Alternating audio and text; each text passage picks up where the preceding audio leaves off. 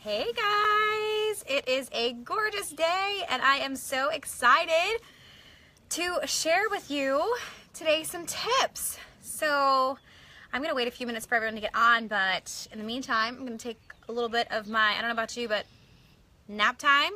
Both kids down for a nap, yes. So I oftentimes drink a pre-workout drink. I already worked out this morning, but oftentimes I drink a pre-workout for nap time because it's like my go-to. So cheers to the mamas and nap time.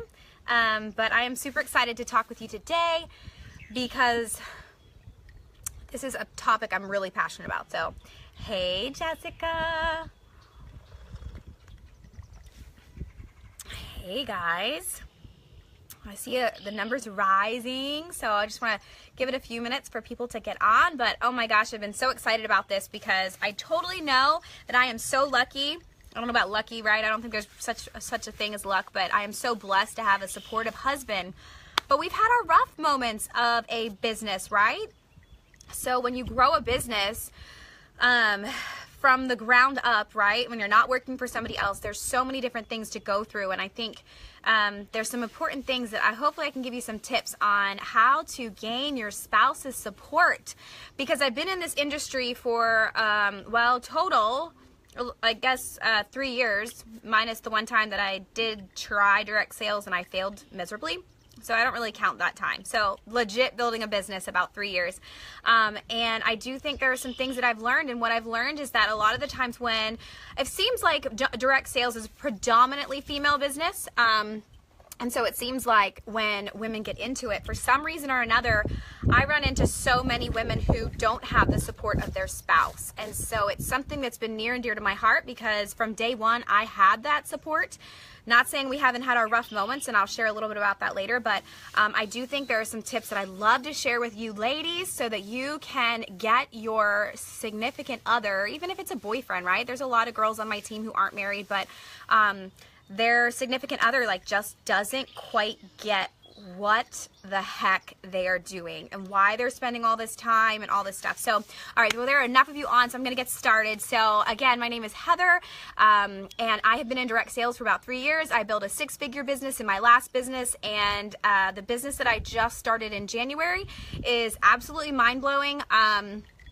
Just crazy. So our team, the team that I am mentoring, we have sold, gosh, now as of today, I think I just checked about 1.7 million in products in about 3 months or 3.5 months. So super crazy.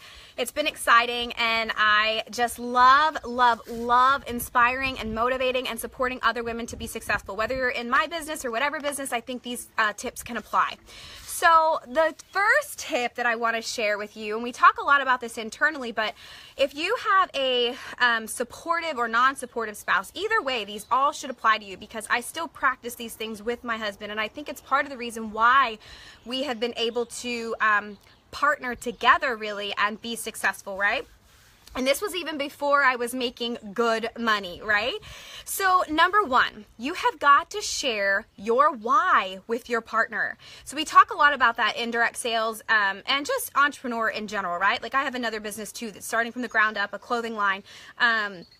That really has nothing to do with direct sales, but it still applies. You have got to share your why with your partner because they have to understand why you're even doing this. Because if you have in your mind that, this is going to, I hear a lot of different things like I want to take my family to Disney, or I would like to pay off student loans, or I would love to bring my husband home and not have to work outside the home, right?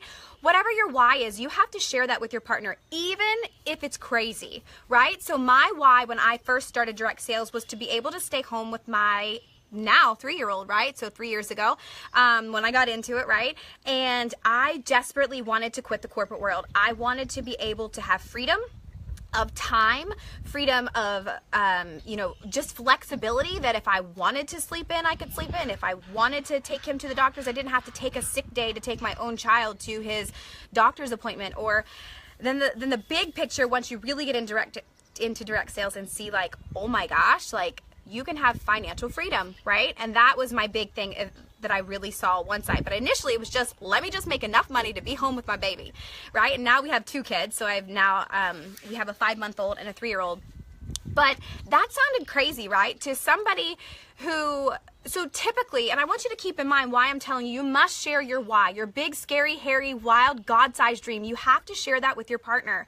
And even if it sounds silly, even if you think it sounds stupid or it seems unattainable, that's what a God-sized dream is, right? I talk a lot about that. God-sized dreams are so big that you can't do it without him. And so you might even feel silly saying it out loud. And if your dreams don't scare you, you're not dreaming big enough. Let me say that again. If your dreams don't scare you, if they don't make you feel like, oh my gosh, can I even do that? Then you're not dreaming big enough. So share those big dreams with your partner, because here's the deal. Most people, just like me, was taught that we go to school for 12 years in the United States at least, right? And then we go to college for 4 years, unless you're on the 5-year or 6-year program. And we get a job, we get a degree, we get a job, and then we go work for somebody else. That's what most people are taught. And once you get into direct sales or any type of entrepreneurial business, you realize that there's so much more. And I'm sure a lot of you have heard that saying, if you don't build your dreams, you're going to build somebody else's. And I think that's what's so often, it's hard to get that into the minds of people, that what we've been taught since we've been a little child, go to school, get a degree, get an education, and go work for somebody else for the rest of your life. It doesn't have to be that way. And direct sales allows you to do that, right? Being your own boss allows you to do that. So, number one is share your why with your partner. As crazy as it may sound, share it with them, right? Because you're teaching yourself to dream. You might need to teach your partner to dream, or you might learn that your partner actually has had those dreams, but they've felt kind of silly even thinking of them too. So that's number one. Number two, you have got to share your goals with your partner and talk about how this is going to help you, right? Because goals and a why are two different things, right? A why is the outcome. The goals are the things that you set along the way that are going to help you achieve these things. And they have to know, why are you getting up early to work this business? Why are you, a lot of us, it's a technology, it's a mobile business, right? So we're on our phones a lot. Why are you on your phone? Are you just looking on Facebook for Facebook? Y'all, Facebook is a business for me. I don't just scroll it and like comment on all these things and watch videos and do that stuff. I do stuff to learn, but I use Facebook as a tool, as a business tool. And so I'm not on there just scrolling, wasting time, right? I do have time designated in my workday that I allow myself to do that, to keep up with friends and family, but it is crucial that your partner knows your goals. Why do you want to do this, right? So your why is your big thing, but then what are your goals? What do you want to achieve as that happens, right? Do you, and you should share those on a annual basis, on a quarterly basis, on a monthly basis, and even if your partner and you are really good with communication, I encourage a weekly basis, right? Just so that they're in your corner and they understand why you're doing what you're doing. Why are you working during nap time? I know a lot of stay-at-home moms are like, yeah, well, my husband thinks that I stay at home and don't do anything all day, and then they come home and the house is well, stay-at-home mom is like the hardest thing ever, right? I quickly learned that's not really quite what I want. Hence why I do have someone that helps me watch my kids while I can invest in a multi-million-dollar business, right? And I think that's something that a lot of moms have guilt about, because they feel like, at least for me, the last 2.5 years, I felt like I worked so hard to be home, and then all of a sudden, I don't really necessarily want to be home all day long by myself, right? I need some help. So it's okay that you need some help. And hopefully your spouse will get that too. So share your goals and talk about how this is going to help your family. What are you going to do? What is the outcome going to do for you guys as a whole? And this can't be just about you. That is hopefully what you're going to get from this too. Number 3. My tip for you is, don't complain about the business that you're in that your partner has no idea about, right? So in my business right now, we are going through this huge growing pain. Like, our business is growing by 1,000% last year, and we are pretty much on track to grow by another 1,000% this year. With growing pains, with that kind of growth comes growing pains. And so I don't sit there and tell my husband every single thing that's going wrong and all of the problems that's happening, right? Problems. I think that they're good problems to have, but the other day even he was like, hey, are you kind of stressed out? And I was like, yeah, I just had a really stressful day. And he's like, what's going on? I was like, babe, I haven't even told you what's going on. I can't even, because I don't want to bog him down with that. Don't complain about your business that your spouse has no clue about, because then they're just going to think, it's going to add to the negative things that they're going to think, why is she even doing this? It's taking up her time. She's not making a ton of money from because you don't make a lot of money from the get-go from any business. And I think sometimes when you share that big dream that this is what you want and it doesn't happen in a month or 2 months or 3 months, right? Unless you get into an opportunity that's ground level like myself, that I think a lot of us are experiencing some like crazy, amazing growth really quickly. But for the most part, you're not going to be making millions overnight, right? And so don't complain to your partner about the things that are going wrong. I'm not saying that you can't let them know you had a rough day or that things are, aren't great. I'm not saying to be fake about it, but why complain to them about something that really to them like makes no sense in the first place? So my advice to you, and I teach this to my team too, you want to build down and complain up. And let me explain what that means. So this is even if you are building a team in direct sales. You don't want to complain to the people that are underneath you or that that are in your team or just as a whole. You want to complain up because the person above you wants to help you. I promise you that. So if you have a big complaint that you can't work out in yourself, put your big girl panties on and figure it out, right? Read some more personal development, pray about it, I don't know, do something. Then complain up, but don't complain down. And you kind of have to look at your partner as somebody who is kind of in your downline, right? They're in your team, they're a member of your team, but they're not on your level, right? They're not working for the same thing that you're working for. So don't complain about it. Find a solution. So number 4, my tip is, this is huge. This is huge. And if you don't get anything else from this, I hope you embrace this. Instead of calling it my business, my team, my paycheck, my store, my everything, start calling it our business, our paycheck, our store, our team. Because when you start talking about it like that, like they are part of it. And let me tell you what, even though my husband might not be, which he has, packaging up products or talking to future, people who want to join our team, right? He might not be having those actual conversations, but he's watching my kids at night, late at night when I'm having those conversations. And so this is our family. This is our business. This is our future. And if you start talking about your business in using it so even today he texted me, actually, he goes, baby, he said, oh my gosh, we right, not you, we just got deposited into our bank account the commission check from last month. And it was truly mind-blowing, more than my age, insane, right? And he knows that that's our money, right? And he'll let me do whatever I want with the money because he knows I'm working hard and whatnot, but it's still our money. It's going toward our family, right? And so start using that because that's going to help your partner really feel like they are part of it, even if they're not doing the dirty work, which is even better for them, right?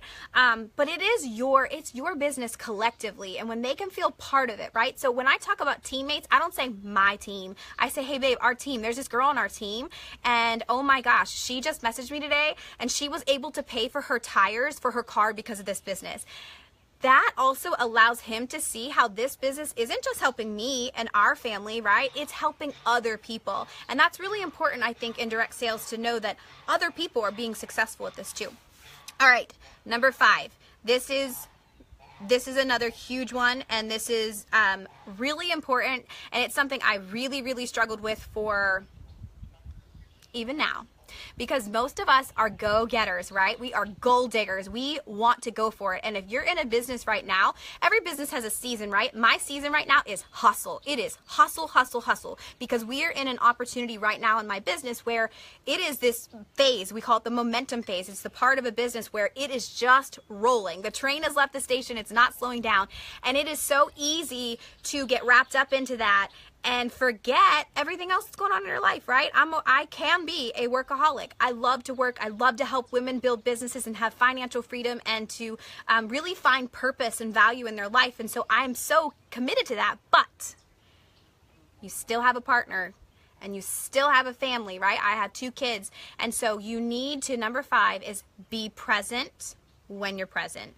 Ladies, if I can't, and I could probably cry because there have been so many times where I wasn't present and I was giving you know, I had my phone in my hand the whole time and just constantly trying to hustle, instead of remembering that I need to be present when I'm present. So when you're with your family and it is not your time to be working, put your phone down. Log out of whatever it is, like close your laptop, whatever, and really give your family your time. So your spouse has to still feel important. Even though your business is something really important to you, your spouse still has to be, your partner, whatever, has to be really important. So all in all, I'm going to run through them really quickly again. Number 1 is share your why with your partner. Number 2 is share your goals and talk about how this is going to help you. Number 3 is don't complain about it. They don't even understand for the most part, so you're just adding to the negativity. Number 4 is use the word our business, our team, our check, everything is our, because you are collectively working together. And number 5 is be present when you're present. Communication is key in everything, right? And it's really key in a business like this to gain the support. And I'm telling you, I understand that it's not going to be like flip the switch and your partner is super supportive overnight, right? Not everybody is going to have that, and that's okay. It's going to take some time, but as you continue to grow and develop, that is what owning a business is all about, is developing yourself and growing yourself. And you have to go through that yourself. Oftentimes when your partner sees that you're growing into this person that and you're becoming more confident and more just you're loving helping people and all the things that whatever come from your business, right? I don't know what it is, but when they see that, if they truly love you, they are going to really notice a change in you, and they're going to be supportive, I promise. But that takes you working on you. This isn't your spouse's business, and it's not your spouse's problem. You have to focus on you, and I promise if you pray about it and you focus on you, and as you continue to grow, your spouse will notice, and he's gonna think, man, as much as I don't understand this business and I don't really get it, like, I totally think that this is good for her. And if he genuinely loves you, which I hope he does, right? He is going to want to support you no matter what you do. So communication is key, staying positive, focus on working on yourself, right? I think relationship problems it's not one person's problem, right? And the only person you can control is you. So focus on you, focus on control the controllables, work on your own personal growth, your own personal development, and I promise they will notice a change in you, and they will pick up and be supportive.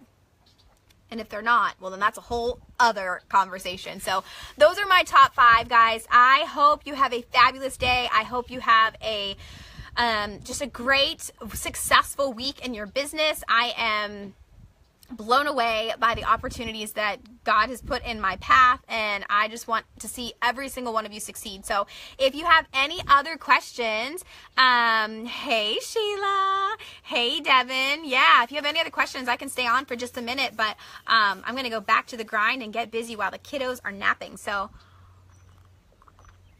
yeah, Devin, you just had that conversation. Totally. Yeah, we'll go back and watch this.